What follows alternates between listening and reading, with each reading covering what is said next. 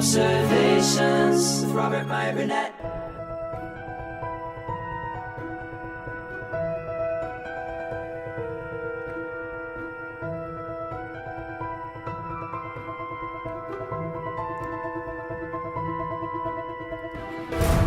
Well, greetings, Imagination Connoisseurs. Once again, it is I, your Duke of Dope Discourse, your master of fun and wonder, your viceroy of verisimilitude, your sommelier of sci-fi or cinema, your archbishop of Banterbury, your chancellor of cheerfulness, yada, yada, yada, yada, yada. The evangelist of the imagination, and your existential Mr. Rogers. That's right, Robert Meyer Burnett, Robcasting at you Imagination Connoisseurs, you members of this, the Post-Geek Singularity community. Welcome to Robservations, the show about something, episode number 606.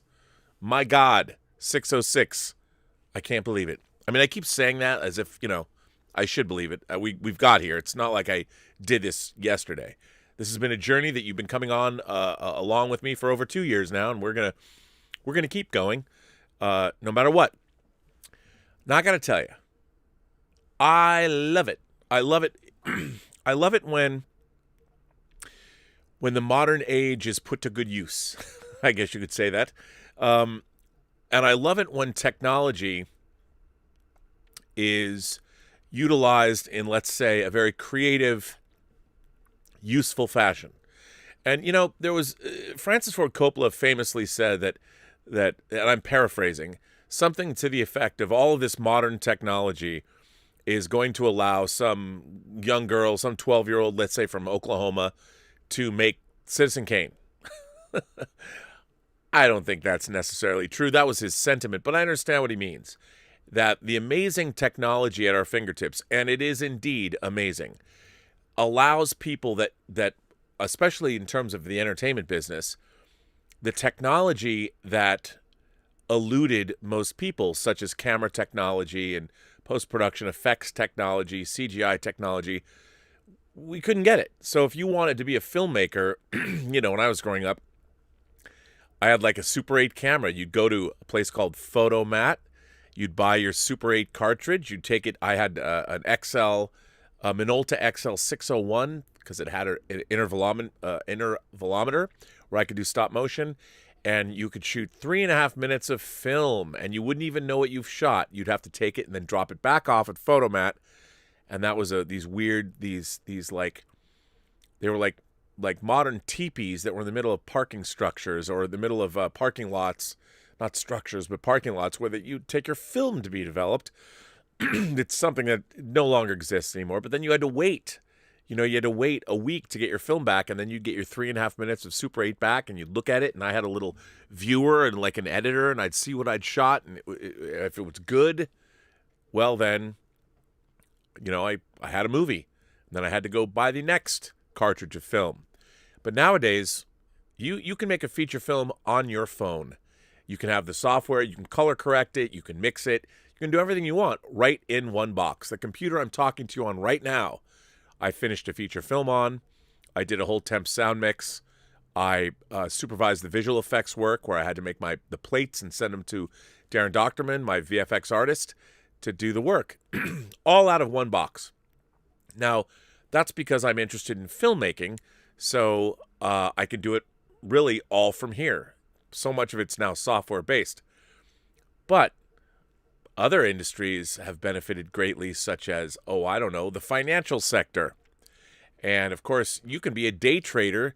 As a matter of fact, if I was a day trader, I know nothing about finance. If I did, I'd be far richer. And I wouldn't care about buying Hot Toys figures because I could just buy them because it wouldn't matter. And but the fact is, I was never very good with money. And I freely admit that because I was more interested in making stuff. And it's like, well, listen, Rob, we'd love you to edit our film, but we only have PA wages for you to do it. I'm like, no, that's no problem. I love editing. All come on board. Not a great way to run a career. And I'll freely admit that. Even though I gave it my all on all these projects, it's not always the best way when you have to eat. But something very interesting has been going on in the financial sector that directly affected our world, the Imagination Connoisseur world, the world of movie theaters. If anyone has been paying attention, AMC Theaters, because of the COVID epidemic, their stock price was down in the toilet. all the way down to $2. Now, normally it should be floating around $16, $17, $18 a share, but no, it's been in the toilet because who knows? They've been borrowing money. They've been in dire straits until today. Their stock price rose up to pre-COVID levels, even though most theaters are closed, especially here in North America and in the UK. But their stock price skyrocketed. I think it went up 800% today. And for those of my friends who actually did buy stock when it was down to $2, well, if you got out today, your $2 investment, depending on how much you spent, like imagine if you'd spent, say, $5,000 or $10,000 on AMC stock at $2 a share, hoping movie theaters would come back, your value rose 800% today. Can you imagine? Let's say it was $10,000. Let's say you bought $10,000 worth of AMC stock when it was at 2. When it jumps back up to 16, 17, you could have made a nice chunk of change today. A nice chunk of change. And you know what? If I had money, I would have bought AMC stock and I would have sold it today. But the question is, why? Why did this happen? Well, the democratization of, the internet and the finance markets. Wall Street, they stuck it to the man today. Reddit users stuck it to the man. And I don't know if any of you have been hearing whispers about GameStop. Yes, GameStop. GameStop, the store, GameStop. And what's been going on with GameStop. I want to get into this because the same thing happened to AMC Theaters today. And it was definitely an amazing thing. So I want to get into this. Now, I'm going to give you a disclaimer.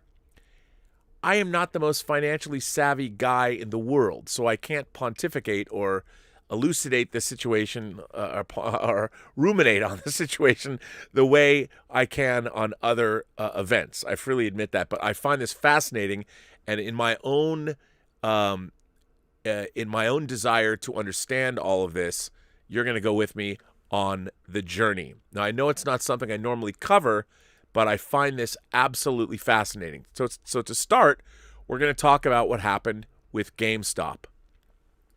We're going to get right into it. The GameStop saga is about working class versus hedge funds, Reddit WSB user. And this was Ines Ferre. This was published today at 12:48 in the afternoon. A clash of the classes, proletariat versus bourgeoisie, bougie for short, is at the heart of the GameStop short squeeze saga, says one Wall Street Bets participant. I guess that's Wall Street. Wall Street Bets is the Reddit group that this all goes back to. So go to Wall Street Bets. That's your Reddit group. Wall Street Bets feels like it's the working class versus the hedge funds, the poor versus the rich. Twitter users Reddit Investors, who's been following Reddit's Wall Street Bets forum for years, told Yahoo Finance on Wednesday morning. Wall Street Bets user and YouTuber Louis Rossman agrees. There's a lot of pent-up aggravation at the financial services industry that's been brewing for the last 13 years, Rossman told Yahoo Finance. The K-shaped recovery, which benefits the wealthy, is part of that aggravation, he added. When the pandemic occurred, you had trillions of dollars injected into the stock market, while normal, regular people that were no longer allowed to work went broke and bankrupt, said Rossman. Retail traders on Wall Street Bets have been pushing GameStop share prices higher, another 140% by mid-season on Wednesday, while institutional investors who bet against the stock have been losing big time. Basically, people on Wall Street were saying, nope, we're going to short our stock positions. We're going to bet against GameStop that GameStop would lose money, basically.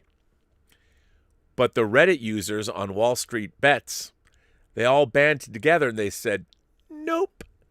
So all the people that are part of the financial sector, the people that think they know how Wall Street works, that tried and true. I mean, keep in mind, Wall Street's been doing this forever. Billionaires, hedge fund managers, they've been playing games with your money in the stock market forever. What they're not used to is outside forces like Wall Street bets on Reddit to have any effect on anything they've done ever. But lo and behold, a Wall Street forum on Reddit, Wall Street Bets, changed all that. Retail traders on Wall Street Bets have been pushing GameStop share prices higher, another 140% by mid-session on Wednesday, while institutional investors, meaning Wall Street, who bet against the stock have been losing big time. On Wednesday morning, hedge fund Melvin Capital confirmed it was forced to close its short position on GameStop. There's no evil coordination. There's just a bunch of people who are buying GameStop. And that alone is destroying a multi-billion-dollar hedge fund because they were that stupid, says Rossman, who told us he bought shares at $104 on Monday, representing less than 1% of his portfolio.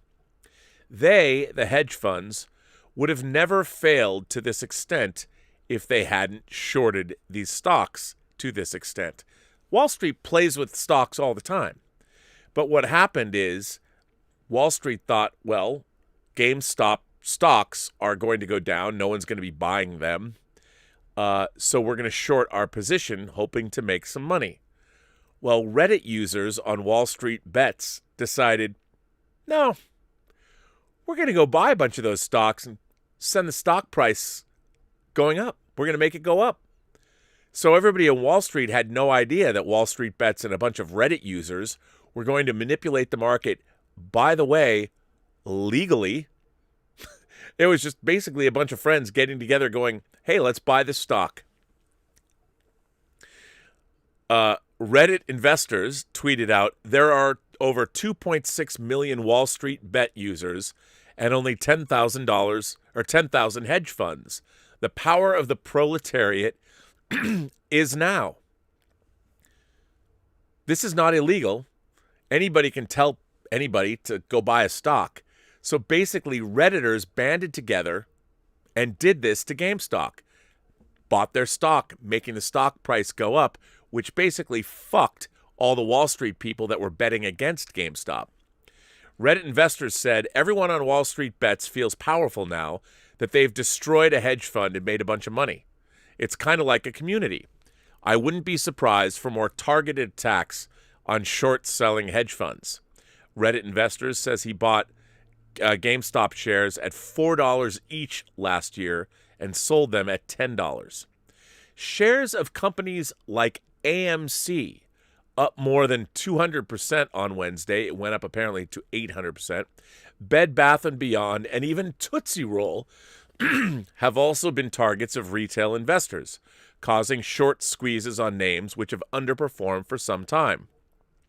A short squeeze forces investors who bet against the stock to buy or cover their positions in order to forestall bigger losses, causing a rise in share price. The GameStop phenomenon is related to two factors, according to one market strategist.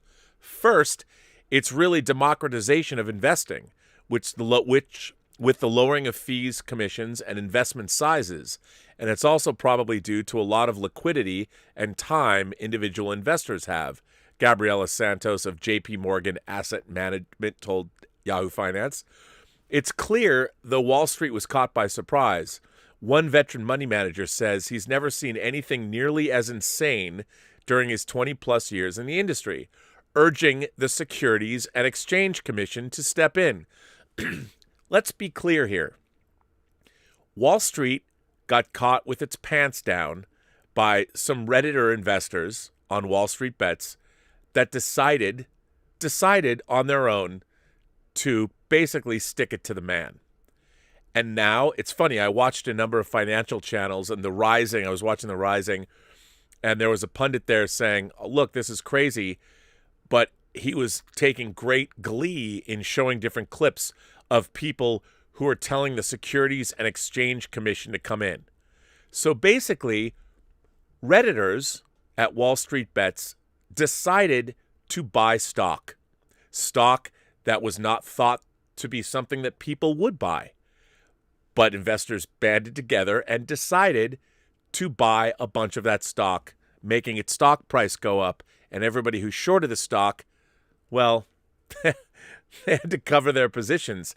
I heard, I was watching one hedge fund lost $2.6 billion. Now, I can't help but think about all the riots that were going on and people marching for Black Lives Matter and then also burning down their neighborhoods and things like that. That's one thing.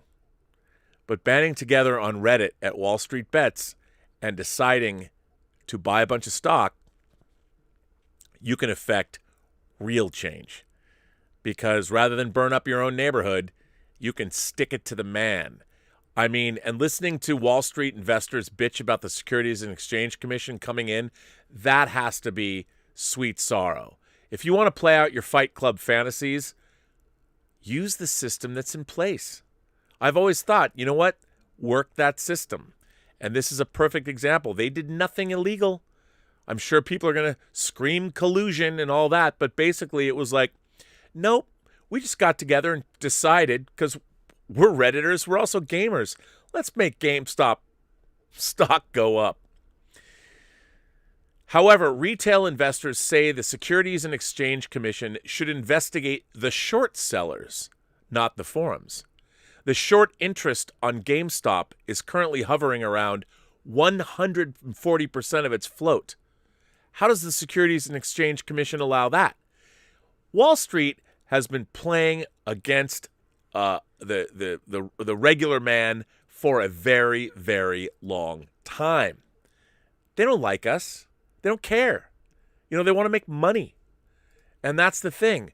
What they were able to do, what these Redditors were doing, simply because they were using the system the way it was designed to be used, decided to buy a bunch of stock, destroying the short position of big Wall Street hedge funds who weren't expecting it.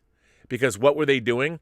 They were playing games with people's money. They were playing games by shorting a stock, which they do all the time. As long as they're doing the monkey business, well, then it's okay. By the way, what they're doing is very risky. They're saying shut down the forum rather than shut down their ability to make a short to this extent. That's what I find disgusting, says Rossman. Earlier this week, an analyst on Yahoo Finance had this message for retail investors. If you want to gamble, go to the casinos. This is not what the markets are for. Really? Really? They're not? One Twitter user responded, the stock market is the biggest casino in the world. There are already roulette tables, but when the fruit machines come in, it's suddenly a casino, wrote another. When exactly the short squeeze will end is anyone's guess. Both sides of this saga likely know at some point the stock will come down to fair value. Watch out when it does. A lot of people will lose money. The one left holding the bag is a pig in a slaughterhouse, says Reddit investors. That's right. But that's what the financial markets are all about. That's what happens. Now, let me read something else here. This was from yesterday. GameStop shares close 92% higher, marking a cap now above $10 billion. GameStop shares gained another 92% today to close at a record $147.98. A piece in another clash-filled session between Reddit, Wall Street Bets, and short sellers. The company's market cap is now over $10 billion. Shares were up more than 50% in after hours following a tweet from Tesla CEO Elon Musk, who took notice of the stock's rise. Wall Street Bets. Wall Street Bets Reddit. That's all he tweeted out. Game stonk. The stock was temporarily halted for trading during Tuesday's trading session, as was the case on Monday and last Friday. Earlier on Tuesday, billionaire Chamath, I can't pronounce his name, Palihapitiya, tweeted he bought $115 call options in GameStop, which expire in February, betting that the stock will go higher. The crush on short sellers has been escalated since last week when shares spiked more than 100%. Wall Street veterans say they've never seen anything quite like this. The clash between short sellers and Reddit Wall Street bets caused a massive short squeeze on the stock. A short squeeze forces those who bet against the shares to buy in order to forestall bigger losses, sending the stock price much higher. The story behind last week's massive spike involves a response to short seller Citron Research's recent prediction that shares of the video game retailer will drop to $20 apiece. Last Tuesday, Citron's managing partner Andrew Left announced he would list 5 reasons why the shares will plunge. Reddit users, dubbed Wall Street Bets, a forum on the message board platform, pushed back on Left's call and apparently helped create a massive short squeeze on the stock. I've never seen such an exchange of ideas of people so angry about someone joining the other side of a trade, said Left in a YouTube clip last Thursday. He went on to list the reasons why he thinks the stock will go down to $20 a share. The reaction from Reddit users and other retail investors sent the stock up more than 50% last Friday as they celebrated the stock's squeeze to record highs. Also on Friday, Left said he would stop commenting on the stock. We're investors who put safety and family first, and when we believe this has been compromised, it is our duty to walk away from a stock, Left wrote in a letter posted on Twitter. The stock had been trending higher prior to last week. On January 12th, shares were trading around $20 each after GameStop announced Ryan Cohen was joining the board of directors. Cohen is an activist investor and co-founder of pet retailer Chewy Inc.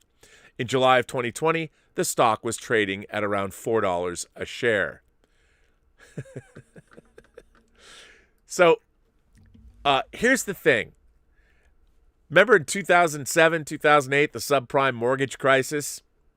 A bunch of Wall Street people playing with your money. Now, some guy comes up and says, you know what, GameStop, it's going to be $20 a share. It's not going to go any bigger than that. And other investors on Reddit basically think of them as rebels fighting against the evil empire, decide au contraire. They start their own little frenzy. They start buying. They start investing. The stock goes up, and everybody who shorted their positions, meaning big Wall Street with big money, feel the squeeze. They have to make do. Everything goes up. This was not anything that was out of the ordinary. It was not illegal. It was not collusion. But Wall Street would have you believe otherwise. But it was not. Now, what's interesting about this is the same thing happened to AMC stocks. Yes, it did. The same Redditors basically did the same thing to AMC. AMC, which has been borrowing money to stay alive during this pandemic. AMC Entertainment stock returns to pre-pandemic highs on wild Wall Street day. Markets drop on Fed inaction. Updated with broader market movement. Shares of AMC Entertainment have skyrocketed 301% on a wild trading day, recovering to levels not seen since before the coronavirus pandemic. Broader stocks plunged in one of the market's worst sessions in months as mixed earnings and frenzied trading sparked concerns of a potential new bubble along. Investors have also had jitters over the pace of the vaccine rollout and the Federal Reserve's decision to take a wait-and-see approach on the economy. The Dow Jones Industrial Average slumped 2% to 30,303.7 within sight of the vaunted 30,000-point barrier. The damage was worse on the tech-heavy NASDAQ, which retreated 2.6%. AMC shares closed at 19.90, their highest point since the heady days of 2018, when domestic box office set an all-time record and power lunches were still a thing.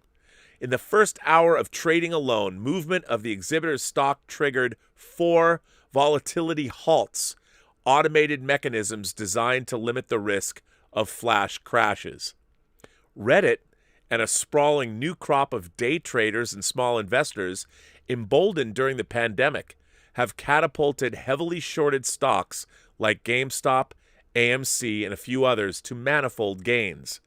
GameStop, the poster child for the phenomenon, soared to $147.51 from just $17.69 at the start of January. Now, I know that it's hard to grasp some of these things, but basically imagine if you had an action figure and your action figure was, worth $20, fair market value. But for whatever reason, some action figure collectors just got together and decided that your particular action figure was incredibly valuable. Now, it might not necessarily be valuable, but the investors who really do set the tone and set the price decide that it is. So they all decide that your action figure is somehow worth way more than it was a week or two ago. And the prices go up, and it causes a frenzy amongst the entire rest of the investment community, and everybody wants to get in on it, get a piece of that. So as the stock is rising, people are buying, oh my God, I got to get in on that. Well, there's people that thought the stock would go down, and they bet heavily that it was going down. And those people, when the stock starts going up and up and up and up and up, their position, they're like, it's not going down. You need to cover what you shorted. So this is a beautiful thing that happened. This is how you affect real change. Now, this is not necessarily the best thing in the world for either AMC or GameStop, because what's happening is their companies are artificially inflated. Are they really worth that much money? Probably not. But if people are willing to play these kinds of games and bet like this, it's very interesting. I mean, as I said, a hedge fund lost over $2.5 billion shorting certain stocks playing this game. Wall Street pundits fretted about stocks being driven higher by inexperienced retail investors egging each other on via social media and various subreddits. So Wall Street, which is used to being able to fuck with your money the way they want to, are suddenly having to deal with an outside entity that used to have no power at all because they never knew what they were doing, who banded together and decided to, let's prop up GameStop. Let's prop up Tootsie Roll. Let's prop up AMC Theaters. Well, because these people are outliers, they did nothing illegal. They just decided to do this, leaving Wall Street unprepared. Just like how many homeowners were unprepared with what happened in 2008. How many financial companies went belly up because they were playing with all of our money. Well, now here's people that are legally playing with their money and everyone's money out in the open, and they're able to do this. The save AMC hashtag trended on several online platforms. Apps like Robinhood reported outages as user activity surged, and other platforms like TD Ameritrade halted action on AMC and GameStop. Short positions also are a consideration and often prompt fluctuations in certain stocks. Individual investors using Reddit and other online platforms have piled into heavily shorted stocks like AMC, creating, quote, short squeezes for hedge funds and others betting the other way. In a statement, the Securities and Exchange Commission said it is on the case. We are aware of and actively monitoring the ongoing market volatility of the options and equities markets, and consistent with our mission to protect investors and maintain fair, orderly, and efficient markets, we are working with our fellow regulators to assess the situation and review the activities of regulated entities, financial intermediaries, and other market participants, said Acting Chair Allison Heron-Lee and Commission officials Pete Driscoll and Christian Sabella. Yeah, where were you regulating the markets back in 2008? Everybody should watch The Big Short, by the way, to get in on this. Other exhibition stocks besides AMC, among them Cinemark, National Cinemedia, Marcus Corp, and IMAX, also posted gains, and there's been some legitimately upbeat news for the theater business lately that can't be completely discounted. While delays in the vaccine have meant an extended hibernation for theaters and another wave of release date shuffles, an influx of 200 million vaccine doses by summer has been promised by President Biden. Theaters have recently reopened in a few pockets in the country, including key markets like Chicago. If AMC's gains can be sustained, the largest movie theater chain in the world will have a head start on what would be a remarkable comeback. Overall box office revenue plummeted more than 80% in the U.S. in 2020 due to the pandemic, and major markets like L.A. and New York have been closed since last March. The company, backed by China's Wanda Group and U.S. private equity firm Silver Lake, has long had a sizable debt load. The debt worries were compounded by revenue completely disappearing in 2020. Liquidity issues have remained a serious concern, with bankruptcy a looming scenario, though the company is shored up more than $900 million in fresh cash, and CEO Adam Aron says it has ample liquidity to last through the latter part of 2021. Well, they certainly made some money today, and I just think, look, I'm not in the stock market. I wish I could be. I wish I could have been part of that subreddit, and I would have bought stock. And I do know a couple of people that did buy AMC stock when it was down around 2 and made some good money today. Let me tell you, good money. I mean, they made a lot of money. They made more than 800% on their investment today. And the funny thing about it is, watching I always love it when the powers that be have to deal with some kind of disruption that they weren't paying any attention to, but they should have been. And the thing is, what I find so interesting about, look, whether you believe that the 2016 elections were hacked or not, we are being manipulated. Our social media feeds, all of these things, and the data mining that goes on, we are being manipulated every single moment of every single day. It's happening. Whether you choose to ignore it or believe in it or not, it's happening. It's happening on a massive scale. And the thing that is being manipulated the most is money, are these markets. So when you can figure out a way, rather than, burn down your cities or break windows at the Democratic offices in Portland or whatever, figure out ways to use the existing infrastructure to cause way more disruption than marching in a city will. Well, these Redditors figured it out. It's the same way that the Redditors figured out how to game Trump's, when they all said that they created a demand for tickets. That was not real. Now, these things are happening. These things are going on all the time. The fact that they're not being protected against, that they're not, that they're like, oh my God, how did this happen in the markets? It happened in the markets because some people just got together and decided to buy some stock. That's how it happened. There was nothing illegal about it. They were just clever and having a good time. I mean, that's the real kind of, it's not anarchy. It's exactly the way the markets were supposed to work.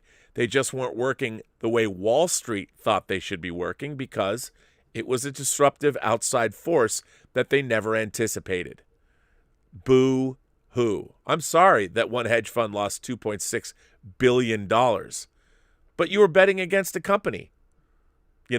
So, hey, I don't know what to tell you about that other than that you want to gamble.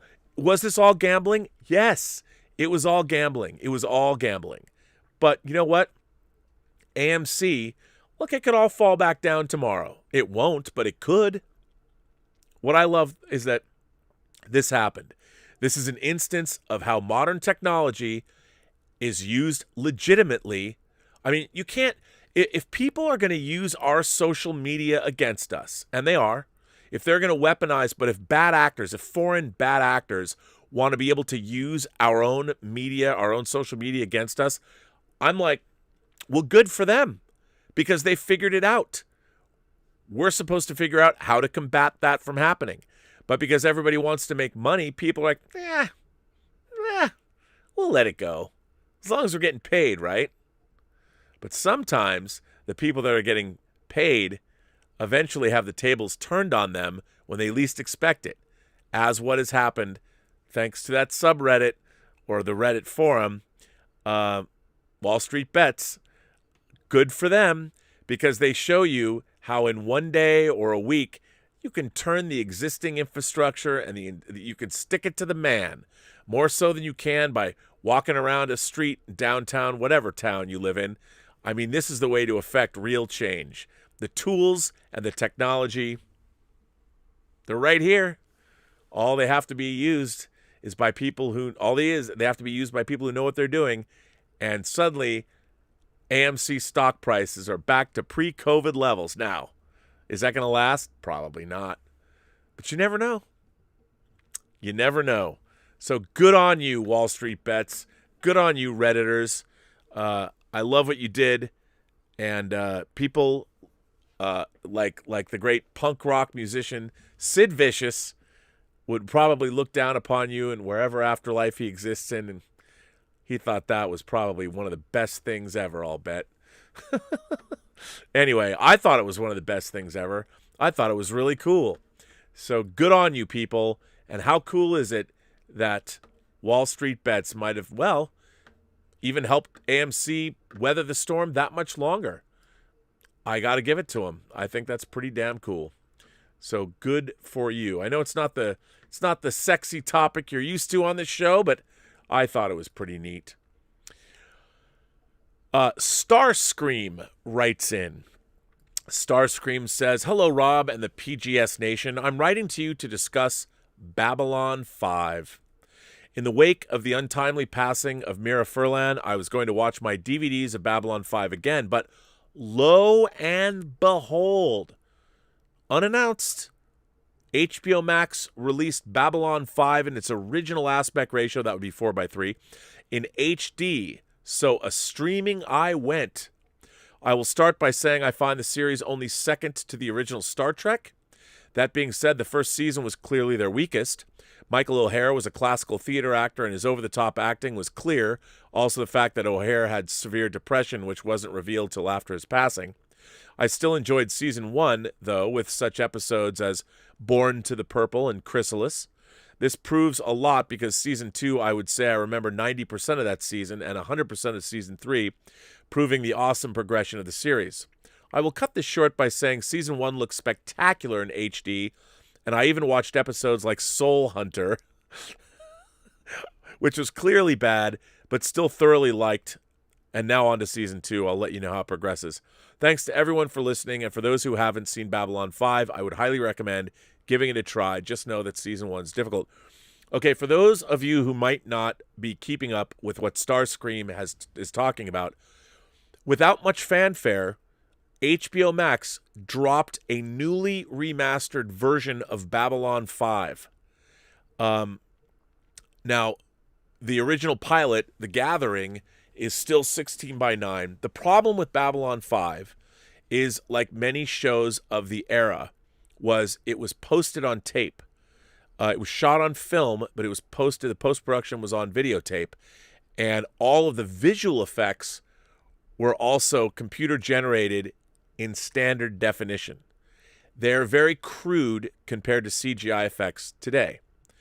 But HBO, after apparently a 6-year Warner Brothers, after a 6-year effort, has been quietly remastering all 5 seasons of Babylon 5 in the proper aspect ratio of 4:3.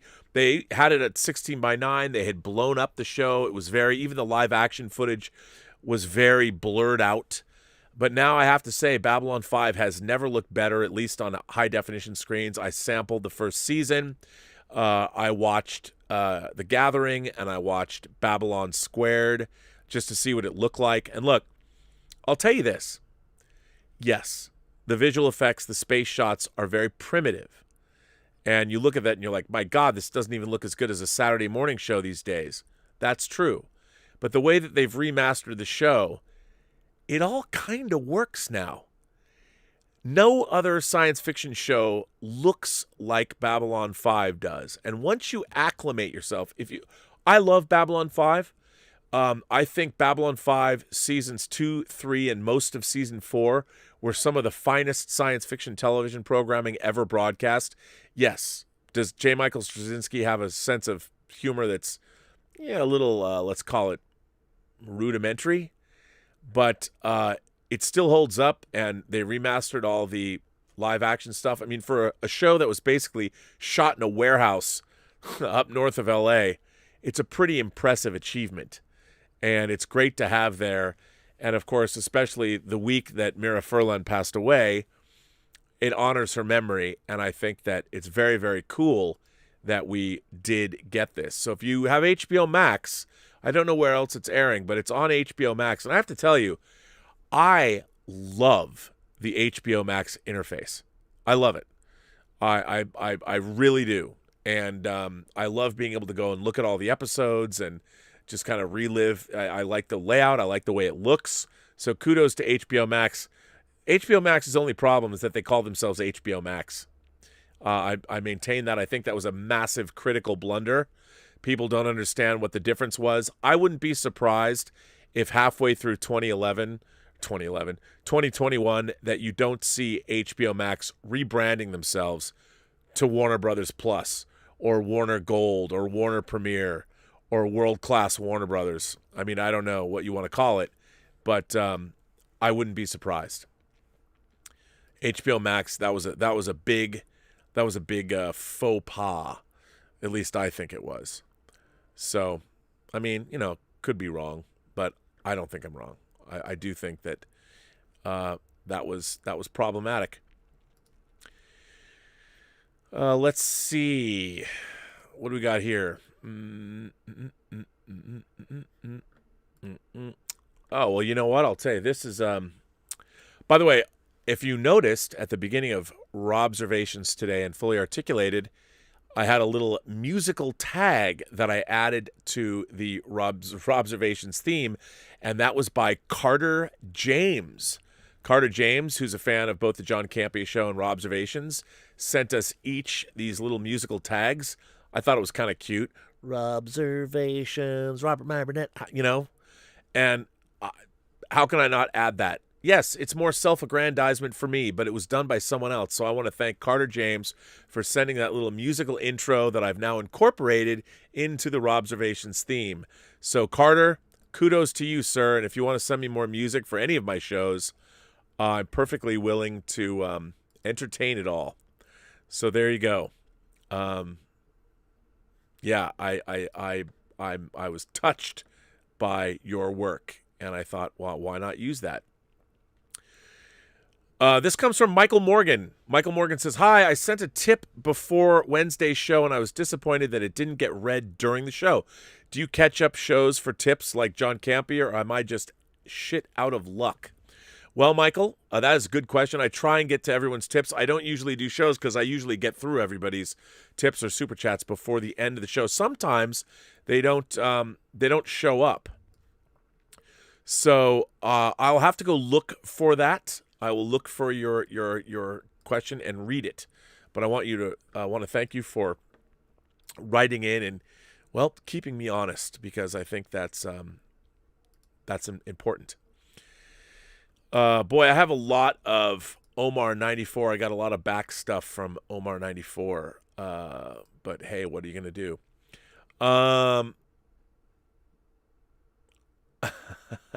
This one comes from Dean Mikitich. Dean says, I was watching the Elizaviews episode on Tremors, and you decided to watch Total Recall next, and someone super chatted about the remake, which, like you, I have great disdain for.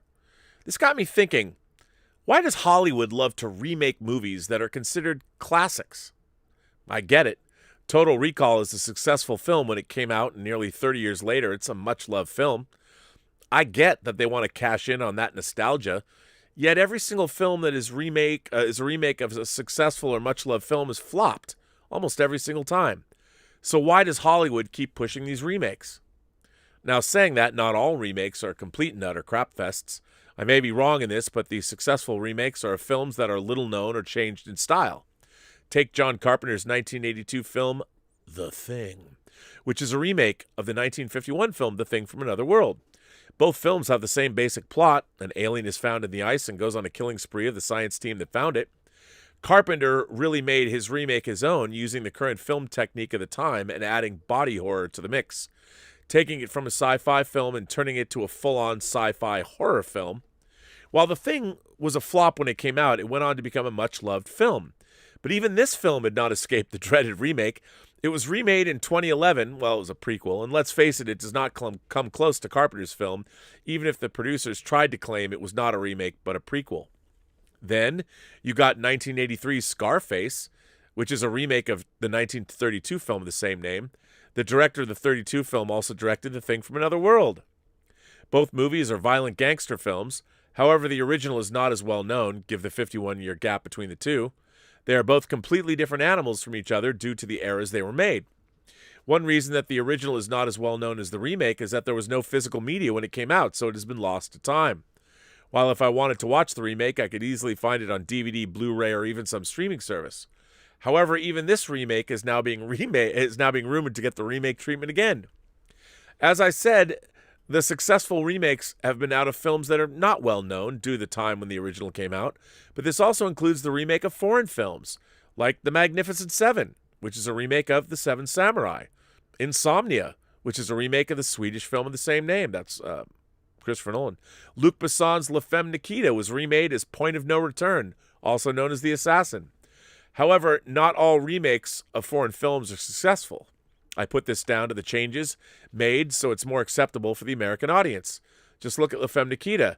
There's one scene where Nikita is given a package and told to take it to a hotel room where she delivers it and walks away. We never learn what was in the package. But for the remake, our femme fatale takes the package to the hotel room and drops it off, and as she's leaving the building, the room she dropped off the package blows up. Why was this scene changed? Simple. Because the American audience expects a payoff to the action she's performing. While in the original film, it's shown that she is under the control of her handlers, therefore no payoff is needed. On a personal note, I think La Femme Nikita is a better film, even if it is in French. I agree. We also got the remake of Dune coming out at some point this year. Will it be good? I don't know, as it's only half the book, but one thing for sure, it'll look stunning given the advancements in filmmaking. But you know it will still be compared to the original. Whether that is fair or not, only time will tell. So that brings me back to my original question. Why does Hollywood insist on doing remakes when the majority of them fail? At least we know for sure that one film or trilogy will never get the remake treatment, and that's the Back to the Future trilogy. As Robert Zemeckis has said, he will never allow it to be remade, and it should not be, because it's perfect as it is. Peace and long life, Dean M. P.S. I've been hearing rumors that Episode 4 of Star Wars is going to be remade by Disney at some point. Can I just say that is not going to happen because they've already done it. It's called Episode 7, The Force Awakens. It's pretty much a carbon copy of the original film, and while it did make some serious money at the box office, it's nowhere near as well regarded. Well, Dean, I mean, I think on one hand, there's a really easy answer to that question, and the answer to that question is Hollywood is very risk averse. So by remaking something that's already has a proven track record, well, then hopefully you'll win. The problem is, like you said, a lot of these remakes, I find it inexplicable why they get remade. Why does a movie like Total Recall get remade when they think it's going to, be a big hit? When you had Arnold Schwarzenegger, who was at the time at the zenith of his stardom when he made Total Recall after being in many 80s movies, beginning really with Conan the Barbarian in 82, and it was a big hit. Total Recall was a big hit. Paul Verhoeven coming off of RoboCop, Schwarzenegger coming off of a string of movies, beginning, after Conan, after Terminator in 84, Total Recall was right before Terminator 2, and his star was rising. Again, people are just risk averse. If they think that a known property is going to make more money. I was having a conversation today with somebody who, again, I guess I would call him my guru, my oracle of Delphi of the entertainment business. Somebody who's incredibly successful, has very good taste, and is very good at deal making, something I am not. But it was interesting because I had brought up a certain property to him, that a remake property, and I said, this certain company has been trying to remake this thing for a long time. And they own it. The rights might have reverted back to the original owners of the company, which this person told me. And the person told me that the executive at this company is not really interested in remaking what I wanted to see remade, but they wanted to remake yet again a property that's already been remade and sequelized numerous times. And I said to my friend, who's very smart and knowledgeable, I said, you know what? That executive's wrong. Wrong. Because one of the things about movies is it really depends when they come out. You can't just remake something and expect it to be successful. You have to have a reason. You have to have a way to figure out, well, how are you going to do something different? In the case of John Carpenter's remake of The Thing, John Carpenter went back to John W. Campbell's original story, Who Goes There, and made that. The original movie couldn't do anything near the original story back in the 50s because the technology didn't exist. So they had to do the best they could with what they had at the time. With Rob Bottin's physical effects in The Thing, and an audience is a little bit more savvy, and they can buy into that, especially coming on the heels of Alien. John Carpenter's The Thing was the right movie for the right time. Unfortunately, even that, as well made and great as that movie is, it came out during the summer of E.T. As a matter of fact, came out the same day as Blade Runner, which came out just a few weeks after E.T. Nobody was in the mood for evil aliens. People wanted to feel good. You know, they wanted to eat Reese's Pieces and take E.T. out for Halloween. They didn't want to see a movie like The Thing. I don't think it reflected at all on The Thing's quality because obviously the movie's endured since 1982. It's been around for 39 years now? My God, that's amazing. Next year, you know what's really interesting? 2022 is going to be the 40th anniversary of movies like Blade Runner, Conan, Star Trek II: The Wrath of Khan, Poltergeist, E.T. Did I already say Blade Runner? An amazing. The summer of 82, and we're going to be at the 40th anniversary in just a year. Craziness. But they went back to the original story because the story is interesting. And John Carpenter did that. But remember, it didn't make any money. And I really do think you can't just remake something. And no one, like I've said a million times before, nobody ever got rich following a trend in Hollywood. You get rich in Hollywood by setting trends. But the problem is now, with the business being owned by bigger and bigger and bigger corporate overlords, no one's going to take a risk. Because anybody that does take a risk, if you fail, you're out. You're out of the family. You're out of the family, Tom. You know, you don't want to fail that way. You don't have the opportunity anymore.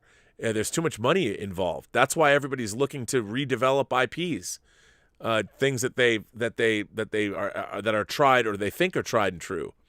Although I've always wondered, are things tried and true though? Really? Can you really capture the magic? But I don't necessarily think you can.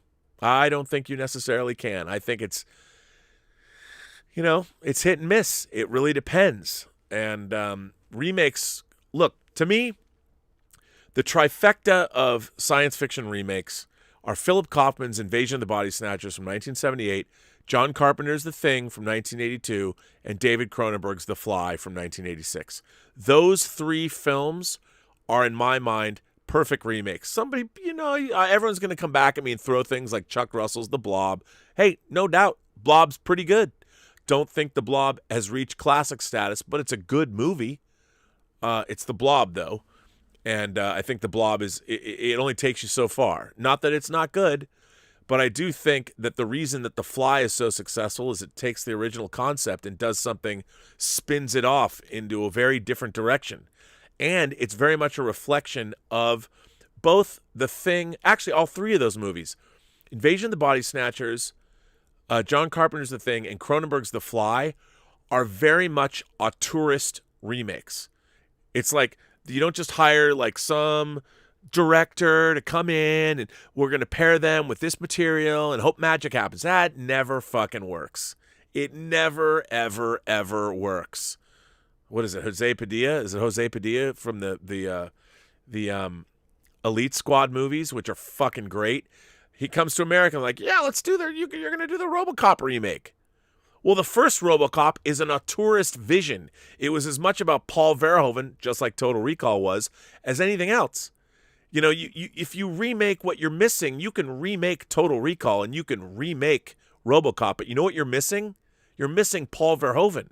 And what those remakes really were is they're asking the filmmakers to remake not the story of RoboCop, but you're supposed to remake what Paul Verhoeven brought to RoboCop, which you're not going to do because you're going to change it and update it, which means you're already lost. Because if you're trying to remake an auteurist vision, you will fail. And that happens all the time. Invasion of the Body Snatchers, John Carpenter's The Thing, and David Cronenberg's The Fly are all auteurist visions. They're all as much reliant on the directors that made those movies as they were the original material. That's the thing. And when you try and go back and like, I'll just have, doesn't mean a director's not a good director, but if you're hiring out a director to work on a project, if it's a gun for hire situation, sometimes you might win, but for the most part, you're not going to win. You need to find, if you want to remake properties like this, or you want to find somebody you got to find a fanatic. You've got to find somebody who loves this material. And I'm not saying that works a lot. That doesn't work necessarily all the time either. But I'd much rather have somebody who's a fanatical fan of the original and has a really interesting take than just hire some director. Well, they did a really cool foreign film series. We're going to bring him to America. Let's throw him onto RoboCop. Well, look what happens. And that's problematic because you don't let the director do what they're going to do because you don't trust them enough because it's their first movie in America. I'm just using that as an example. Or, and it's not going to work out. Or basically it's just you're not allowing you're finding the wrong director in the first place. And two, the director you do find, you're going to hamstring them because you're not going to let them bring the auteurist vision that you want them to bring because you're too scared that they're going to fuck it up. Which is a big problem in Hollywood. It's a big problem when these things get rebooted. Like, you're going to find they're going to reboot, they're going to make a prequel. It's not a remake, but a prequel to Willy Wonka and the Chocolate Factory.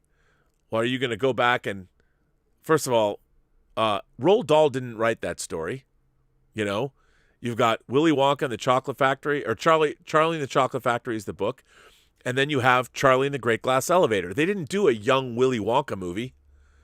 So you can, like, that's an interesting idea, I suppose, if that's what we're going to do a prequel to Willy Wonka. But really, unless the script is really good, does the audience care? Like, really? I don't really give a fuck how Willy Wonka got his chocolate factory. I like Willy Wonka, the Machiavellian Gene Wilder Willy Wonka, who will fuck with those kids. Let them waltz to their own doom because they're assholes. I love that Willy Wonka. I want to see more of that. I don't need to know where he came from. I don't want to watch young Willy Wonka as he learns life lessons. No, I want to believe that Willy Wonka somehow was fully formed as the kind of character he was. But that's just me. Emil Johansson writes this in. Emil writes, Rob, I believe pop culture is like a sport. It's like a craft. When you're a kid, you don't play rough. People are not too tough on you. They let you play for fun. It's a playground, and you pretend you're good at it even though you suck. And when you get used to it, you realize it's competitive and difficult. But some people learn to be talented, and it's pretty impossible to deconstruct how or why they can do what they can. It's trade secrets that either you didn't get or you just can't do. I think this is an allegory to pop culture. Because at some point, people started treating it like a daycare or a playground or something like that. People got to do stories, but the ideals behind the stories were more important than the stories themselves. You had to have moral obligations to craft characters in certain ways so that people who read the stories would behave and be inspired. This was the playground era. Now people are moving beyond that era. Some writers from the last century got critiques for moving away already. Then there are children stories that are not afraid to ask about death or where kids get to do whatever they want and not listen to adults. In this day and age, these fancy regulations on how to tell stories seem to be sort of dead. Even Cartoon Network seems to have serious stories or really ridiculous, insane stories, even when they're for kids. But also, people are moving away from the good sense of morality and more into crafting a good story, and nobody complain how that it makes sense. It's a trade secret how you do craft a good story. Everybody understands morality, but positive messages don't mean your craft is good. Maybe it's because people are more experienced with storytelling. They know the canon and they want to expand. They don't just do random shit they think is funny, and they try hard to stay connected to the universe of what they're writing for. Some people don't like this change, but I think as storytelling becomes more competitive, people are forced to swallow their pride and realize that the philosophical question at the end of Man of Steel, or in the beginning of Batman Begins, should these characters be vengeful or get their hands dirty by being forced to kill their enemies, is more relevant than forcing them to be like Wonder Woman 84, perfect moral beings. At least that's my opinion. No conclusions, just random thoughts I had. I hope the letter was not too long. Thanks. Well, Emil, I don't quite know if I got everything you were trying to say here, but I kind of get it. But in a nutshell, it's kind of like what we were talking about yesterday. Stories unto themselves, there are truths. The best stories are revealing universal truths about humanity. And because all of us are humans, and we all exist on this planet now, we can all immediately recognize a good story or a bad story. And I think, one of the things I think that's sad about the modern age is innocence is not something to be protected anymore. Like being a kid.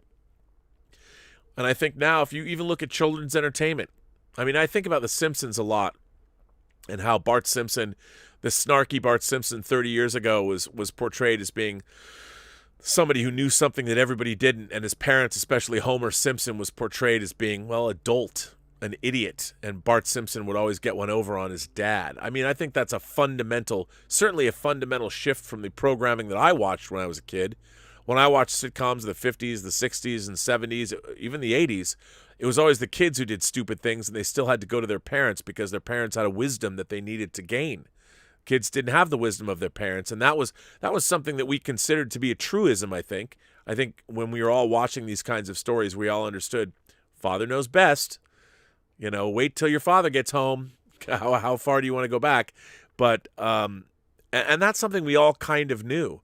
But now, in our postmodern age, God forbid parents have anything to teach you. Kids know everything. Kids should be allowed to flourish, to be who they're supposed to be, or whatever. But, yeah, I mean, to me, the classical storytelling will never change, because ultimately storytelling is ultimately based on the human truths that we all know to be, they're all self-evident to us. We all know what it's like to be a human being that lives on this planet and has these kinds of experiences. And the real stories, the stories that have the most truth, are the ones that come off as being, well, the ones we understand. We recognize the truth in them. And if they're that way, they're the best stories that they're the ones that resonate the most, I think. At least that's the way I'd like to see it. Let's see what you guys are saying. What are you saying? I don't know. Let me go back and see. Back into the past here. Where was I? Let's start here. Ethan Holgate writes in one of two.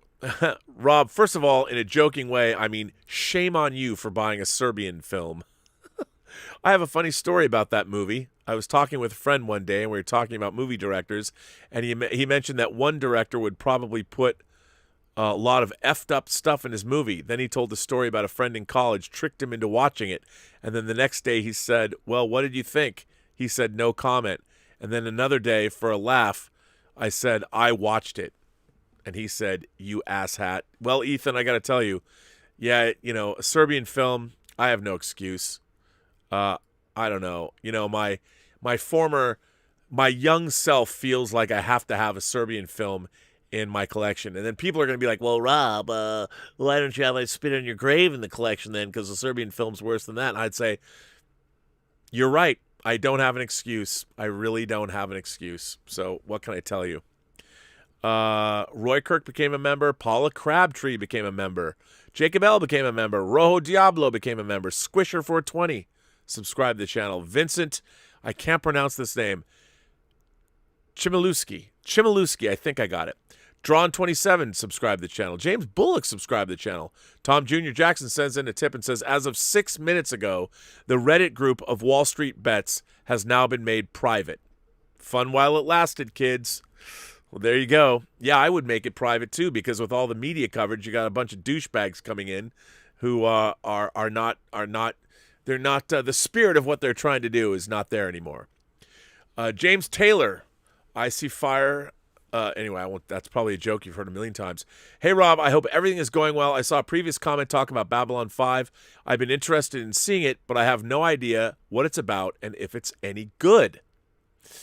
Well, James, first of all, Babylon 5 is good. I love Babylon 5.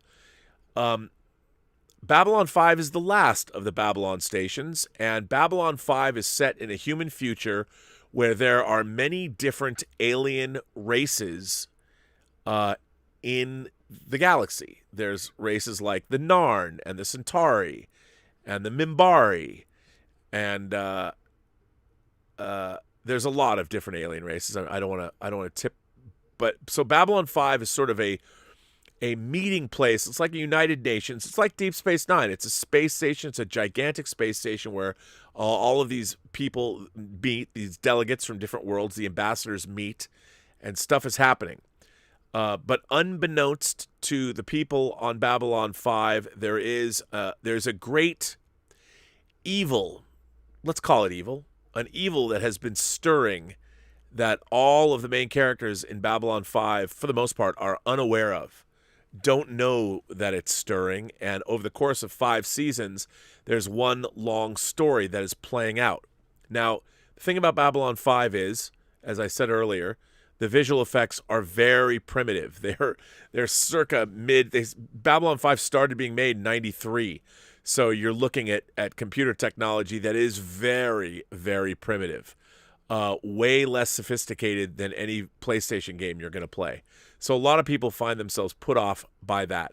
The pilot, The Gathering, is a little hard to watch, especially now. But if you have HBO Max, I highly recommend delving into Babylon 5. I think it's a great show. And by the way, I mean, I started really watching it. I watched it sporadically during the first season, but I really started watching it daily or weekly with season 2, where they changed the main character.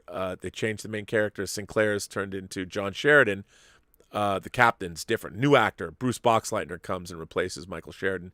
But anyway, I highly recommend the show. Just know the first season is a little rough, but it's worth sticking with. So check that out. Lewis Tully. Vince Clortho sent in a super chat. COVID is too perfect a business model for pharma. The pandemic only ends when you all take our product. I fear because of this, it will never end. No, I don't feel that way about COVID. I think there's much larger forces. There's too much of the economy that's been hit on a 3-dimensional level. But yeah, I mean, you'll have to keep getting the vaccine every year, probably. The Squish Show. The Squish Show says, loving my new V for Verisimilitude shirt. You're the one who bought that show or bought that shirt. Well, I'm glad you dig that because I don't know how many people have bought that show. I'm glad you like it. I liked your film. James Taylor goes on to say, can you please recommend any of your favorite movies to watch? I'm looking for new movies to watch that I haven't seen yet. Thanks. Oh my God. Okay, wow, that's tough. All right. If you want to watch a crime thriller that's also a great character study, watch Michael Mann's first theatrical feature, Thief, from 1981, starring James Caan. If you want to watch one of two of my favorite movies of all time, black and white films. One of them was Best Picture of 1950. They both deal with show business. Sunset Boulevard and All About Eve. Those are 2 movies. Sunset Boulevard and All About Eve are both delicious. They're both black and white. They're both older movies, but I guarantee you the way the stories are told, they become immediately enveloping in the first 5 minutes. Both of those movies, everyone knows them. They're 2 of the best movies ever made. So Sunset Boulevard and All About Eve, if you like those. Another great movie I love about show business and the artistic impulse is Bob Fosse's Ramona Clef. All that jazz. I'm giving you some of my favorite movies of all time, personally. All that jazz. Now, again, these aren't genre pictures. These are stories about people, which I love. I tend to love those films. Those kinds of movies are the kind of things that I really like. Gosh, if you want to, Amélie, if you haven't seen the French film Amélie, is a movie that Elizabeth and I talk about all the time. We met because of Amélie, basically. Check that out. It's a wonderful movie. It encompasses my world view, I guess. So it's hard to say when you say movies. It's tough because I don't know what kind of movies that you like. I mean, I look around and I To Live and Die in L.A. That's a movie that I love. But yeah, that's what I would tell you. That's what I would say, that those movies, those are some. I don't know what kind of movies you like. I don't know what you're looking for. James Taylor says, I was wondering if you had seen the 2017 British horror movie The Ritual. I thought it was pretty decent. It didn't do anything new exactly, but it was still a thrilling ride for me at least. Oh, James, I loved The Ritual. Loved it. Now, if you like The Ritual, there's another movie on Netflix that you should watch called The Invitation. If you haven't seen Karen Kusama's The Invitation, don't read anything about what it's about. Just watch it. Don't go in cold. By the way, there's a new movie called Synchronic that has just been released. If you've seen The Endless or Resolution or Spring, Synchronic by the directors who are working on Marvel's Moon Knight. Synchronic just dropped. That's worth looking at. So take a look at that if you want to. Again, but if you like The Ritual, you and I park our shuttlecrafts in the same shuttle bay, because I do enjoy that movie quite a bit.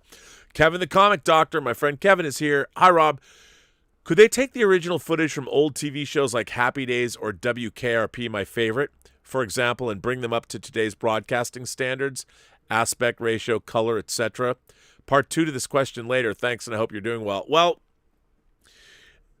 you look, if something, it depends. Like if something was shot on film, I think Happy Days was actually shot on film, in which case they could take the negative and they could scan it and upgrade it to 4K. Now, they couldn't change the aspect ratio without recomposing the material, unless, of course, there's more negative there, but usually there's not. A lot of people wonder why Star Trek, for instance, why couldn't Star Trek The Next Generation be made it's 16:9? Well, because when they're shooting it, they know that it's going to be 4:3. So even though you have more negative space, there's usually lights and stuff right outside the 4:3 border. So you literally have to recompose everything.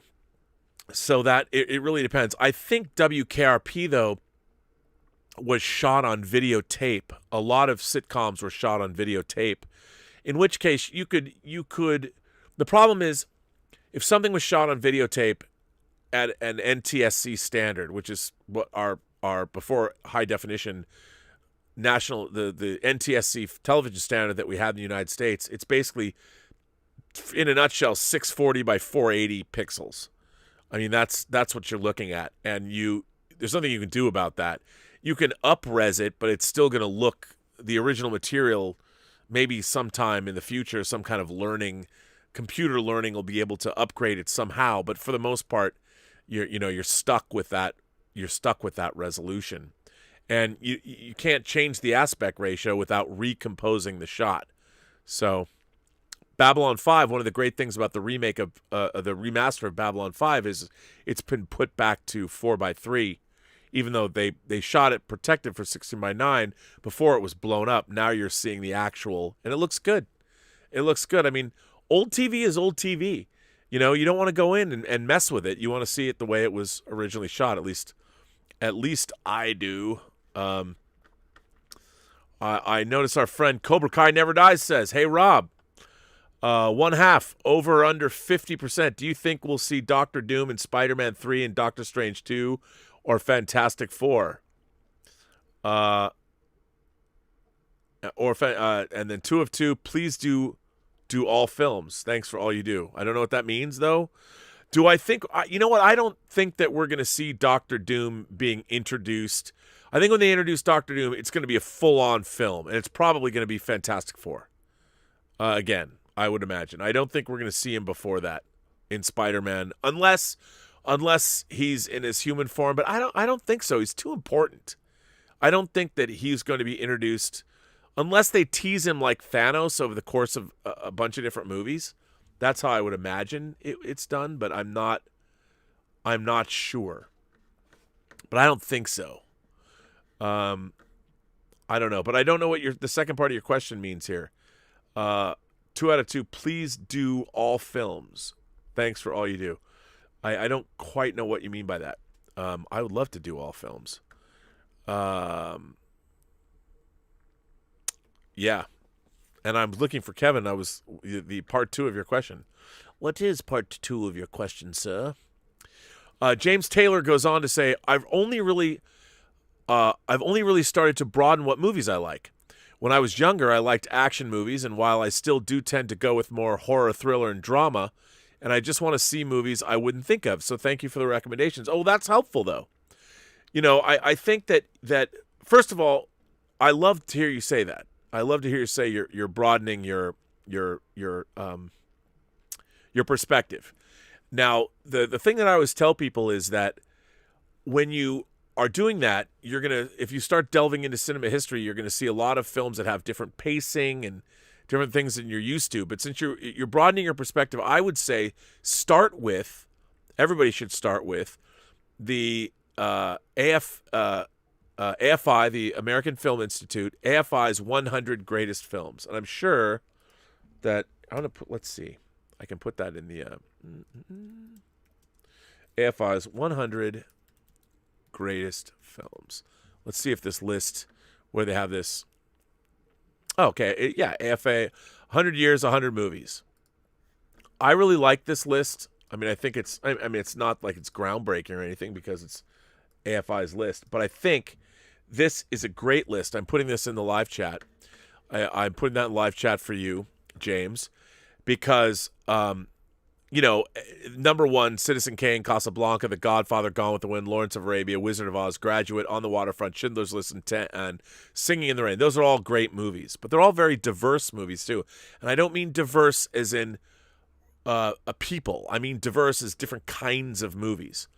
And then the next 10, It's a Wonderful Life, Sunset Boulevard, Bridge on the River Kwai, Some Like It Hot, Star Wars, All About... Look at that. Sunset Boulevard and All About Eve are in number 12 and number 16 position. African Queen, Psycho, Chinatown, One Flew Over the Cuckoo's Nest. Every one of these movies, there's not one movie on this list that's bad or that you're not going to like. All of them are good. All of them are good. And what's really cool about this list, as a matter of fact, you know what? Actually, don't start at the top and go down because Godfather 2 comes before The Godfather. But I mean, if you start out like Yankee Doodle Dandy, I don't know if I would have recommended that to you, but maybe. Guess Who's Coming to Dinner? Great movie. Unforgiven, 98, great movie. Bringing Up Baby, great movie. The Searchers, great movie. 95, Pulp Fiction. 94, Goodfellas. 93, The Apartment. 92, A Place in the Sun. All these are great, and this is a great way to start. And some things you like and some things you won't. And it's amazing. I mean, number 78, Rocky is number 78. Dances with Wolves is number 75. And they both won Best Picture at the Oscars. And there hasn't even been 100 Oscars yet. So check that out. Alexander Wilson says, on Bazinga's morning stock show today, and with AMC's skyrocketing stock price, they said if AMC's leadership is smart, they would have a stock offering. It would bring in capital that can wipe out their debt and help run operations for years. Yeah, I mean, but I think that even AMC's management was caught off guard. Probably right, though. Alexander Wilson goes on to say, I always thought the people on Wall Street bets were out there. Betting your life savings on stock options. Like, I'm sorry, I can't afford to lose $1 million. Like they say, it's a thin line between being a genius and crazy. You really can't tell. I'm with you 100% there, Alexander. It's pretty wacky what they're doing. But when they banded together and they decided en masse to go after a stock, that's pretty interesting. In a way, they forced it. I wonder what else they're going to do. Brandon Sheehy says, Rob, your thoughts on The Long Kiss Goodnight, one of my favorite action movies. I was surprised to find out years later it got middling reviews from critics. The Shane Black script is an absolute blast, and it's Sam Jackson's favorite film of his. Well, it's funny that you say that because Elizabeth and I, we did an episode of Whining About Movies. Whining About Movies with The Long Kiss Goodnight and Zardoz. It was a double feature, and it's one of, I think, our most hilarious episodes. And I would encourage you to watch it. Because I don't want to ruin the surprise. Yeah. So if you go look on the Whining About Movie, if you go to the Burnettwork YouTube page, you can actually find the the Whining About Movies episode and watch it, because I don't want to ruin the surprise of what we say about it. Let me just say that I might not have liked it as much as you. But I do remember when the script came out, and obviously it was sold for a lot of money. It was one of the highest. I think it was sold for $4 million. The script was sold for $4 million.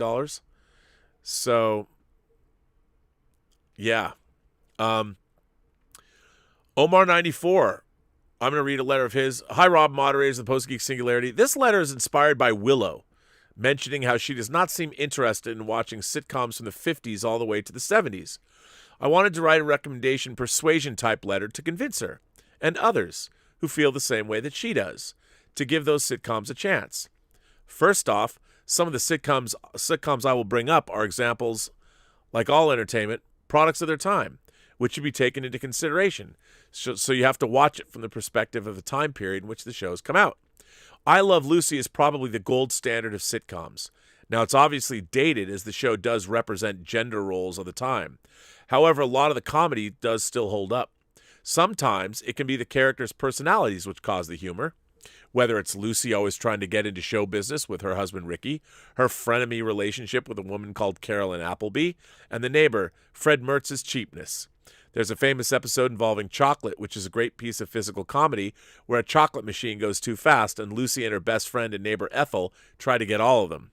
Some of the situations and characters they get into are funny, like when the characters go to Hollywood and Lucy ends up making a bad first impression with William Holden, which causes her to put on a disguise when he meets Ricky and wants to meet his wife, not knowing it's Lucy. Another episode is when Lucy pretends robbers stole stuff from their apartment, goes to hide, and sees what happens, only for the other three characters to find out what is doing and teach her a lesson by deliberately making her hear them badmouth her. There are also appearances from celebrities of the time like William Holden, Orson Welles, George Reeves, John Wayne, and others. The Andy Griffith Show's comedy came from the Deputy Sheriff Barney Fife, and he is shown to be well-meaning but incompetent. He doesn't have a very good singing voice and has an on and off relationship with a woman called Thelma Lou and another unseen character called Juanita.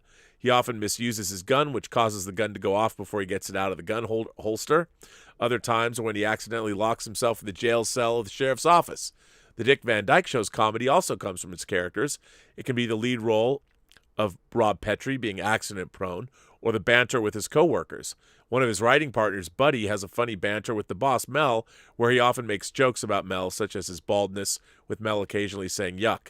There's also Carl Reiner as Alan Brady, who always tells Mel to shut up. Those are examples of older sitcoms to check out and take a chance on. They might be of a different time, but there are definitely aspects such as the humor which hold up. Thanks, and live long and prosper. I would agree with that, all of those, Omar.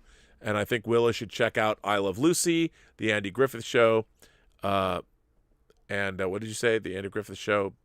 I forget. Not Dick Van Dyke.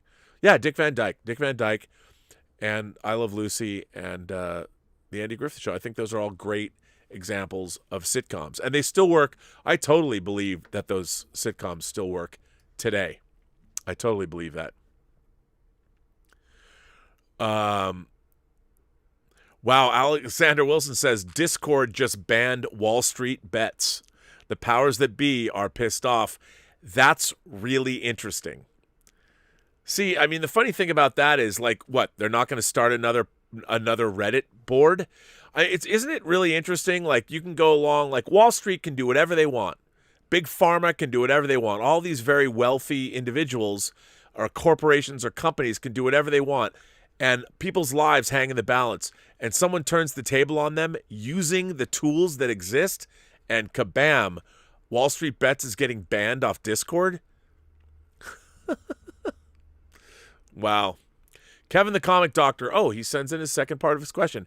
Many viewers are turned off by how bad the copies of classic TV being shown are. And since popular shows like Glow and Maisel attract us with beautiful sets and costumes from bygone eras, classic sitcoms inherently have these, and they're still great. Look, I agree. I think that when you see, like, I was watching Cheers with Elizabeth the other night, and I delving into that really for the first time, and it is. They do hold up, and I think they're great. it's too bad because our society, we're again, I think it's a function of education. I think a lot of people will go back and discover these things eventually. But yeah, I think they have to be upgraded and made to look as good as they possibly can. But a lot of people, I mean, if you think about it, we've had HD TV for, well, not quite 20 years, but we're getting there. And, you know, people just have to realize that it took us a while to get where we are, and not everything was amazing at once. You know, it's been a long progression. But I have faith. I mean, look, like I've said, pop culture, 20 years, and then it falls off. And how relevant it is to people is falls off. But people will eventually find it somehow. They'll read about it and they'll go delve into it. And I think the great thing about anything, television, movies, music, it speaks for itself.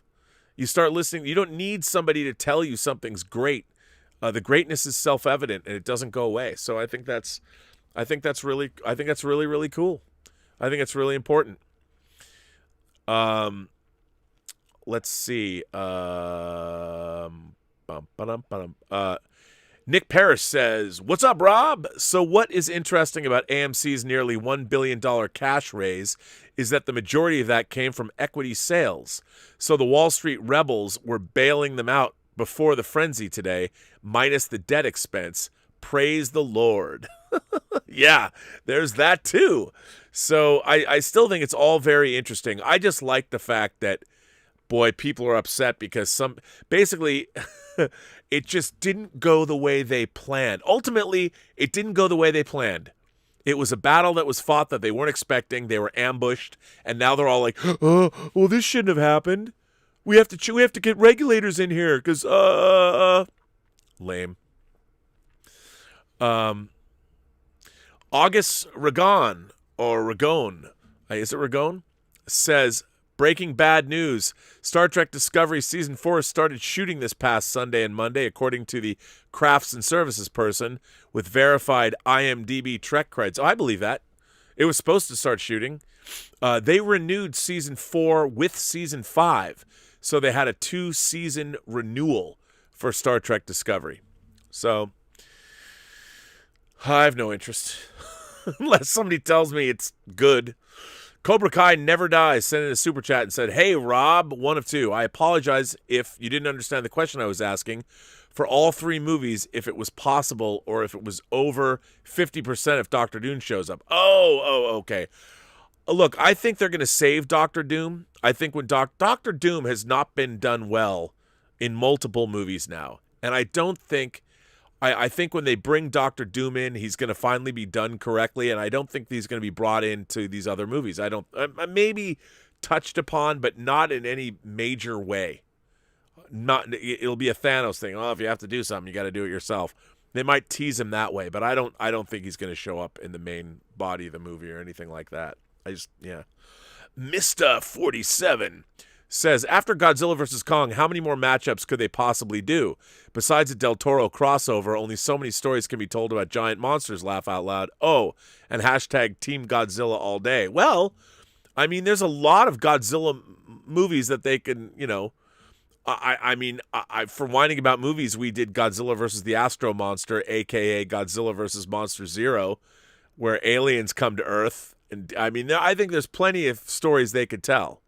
So I just don't know.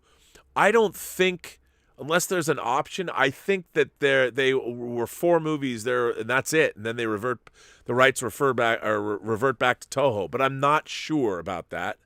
I'm sure we'll find out about that soon enough. Matt Line says, "Love the show. Which movie is your guilty pleasure? You know it's bad, but you just love it." Well, I'll tell you. I mean, I always say my go-to is Star Crash. I love Star Crash. Louis Coates or Luigi Cozzi's Star Crash. I love Star Crash. I understand it's not a good movie, but I love it. Another movie that might not be so good, but I think it's good, but it's not so good, and I understand. Fritz Kirsch, the director of Children of the Corn. Fritz Kirsch is tough turf. Here's another one, since I've been talking about it for a long time. Craig Baxley's Stone Cold with Brian Bosworth and Lance Henriksen. If you like action movies, you like 80s action movies, If you haven't seen Stone Cold, what are you waiting for? There's actually an Australian biker movie called Stone that's worth watching too. But Stone Cold, there's a movie that you've got to see. So Cobra Kai comes back. You're so generous to the channel. Thank you, sir, Cobra Kai. Hey, Rob, one of two. Over or under 50%, do you think we'll see Doctor Doom in Spider-Man 3 and Doctor Strange 2?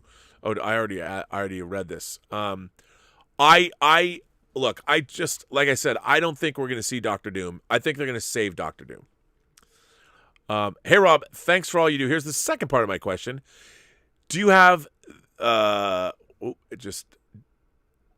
you have the night I was asking about Clint Eastwood and Ron Howard? I would like them to direct and star in a movie. Thanks.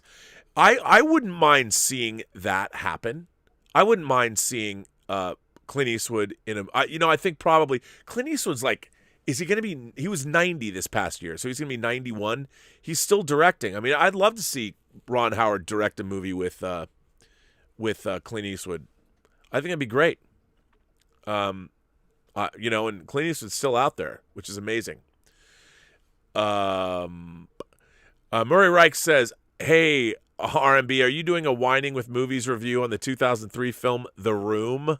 Boy, that would be interesting to get drunk on wine with. Yeah, but the thing about The Room is there's been so much. Once they made The Disaster Artist, I don't think there's anything that we could say that would add to it. It'd be like more like, yeah. So, probably not. I think we would do The Disaster Artist more than before we would do The Room. Carnell sends in a super chat and says, hey, Rob, quite ironic that GameStop's slogan is the power to the players. Absolutely. Fight the power or create the power. Anonymous says, it's not really Han, Sun Kang, in Fast 9. It's really Trump under the mask. Spoiler alert. Yeah, he probably would love that because he's going to fall into relative obscurity quite quickly. So, yeah. I just hope we get to see it. I really do. I really hope we get to see the movie. I really want to see Fast 9. I really do. Well, ladies and gentlemen, boys and girls, kind souls, gentle beings across the 28 known galaxies, I'm bringing this show to an end. Elizabeth and I are coming back at 7:30 for Elizaviews, Once Upon a Time in the West, picked by you, viewer's choice. Once Upon a Time in the West, another Sergio Leone widescreen western starring Charles Bronson, Henry Fonda, and a cast of many other characters that you know. Linda Cardinal, I mean, wow. Did I say Linda? Was I thinking Claudia Cardinal? Oops. But either way, beautiful girl. So we will be back. Great Ennio Morricone score, and we'll talk about that in 2.5 hours. So I want to end this talk, Robservations 606. I want to thank everyone for being here. Thank you for supporting the channel. Thank you to my moderators. I want to thank Mike Bodden. I want to thank the Richard, Bunyan Snipe, Greg Smith, Robert Pariso, Joshua Levesque. I have a gaggle of awesome moderators. So thank you guys all for being here. Justin Toner's here too. It is an impressive array of characters in my moderating staff, and I appreciate them all. I want to thank you all for supporting the channel via super chats and tips. I want to thank you for writing letters. If you want to write a letter that I'll read on the show, or we read on any show, whether it's on Fully Articulated, whether it's Whining About Movies, or whether it's on Let's Get Physical Media, you can write me at the Burnettwork.net website. If you go there, there's lots of letters. Even if I don't read letters, your letter might show up on the website to be commented on, and there's new stuff being put up there every single day. And we're going to start, I think, this Friday for our members of the channel at a certain level. I'm not sure what that level is. I'm going to start doing an after chat for members. So after I get off, and I want to focus on if you guys as members want to do a deep dive about something, those after chats, I'd love to have like a particular topic that we can pick, which I'll leave up to the members to pick. And we'll do that too. And I'm also going to start putting up more video stuff. And yeah. Tomorrow is Thursday. There is still no John Campea show. He's in the process of moving. I will have Robservations tomorrow, of course. And we have Whining About Movies. Western Weeks continue. Again, How the West Was Won will be today. Unforgiven is Friday. And then we're doing a doubleheader, a two-fister as we call it. We're going to watch both versions of True Grit, the original John Wayne version and the version with Jeff Bridges, back to back. So join us. And of course, Dieter Bastian and I are back because I can walk. I'm hobbling still, but I can still walk a bit. And we will be back for Let's Get Physical Media. And on that note, I say every person you meet has a story to tell that you have yet to hear. And all you have to do is listen. And with that, I say to all of you, have a better day. And I'll see you for Whining About Movies at 7:30.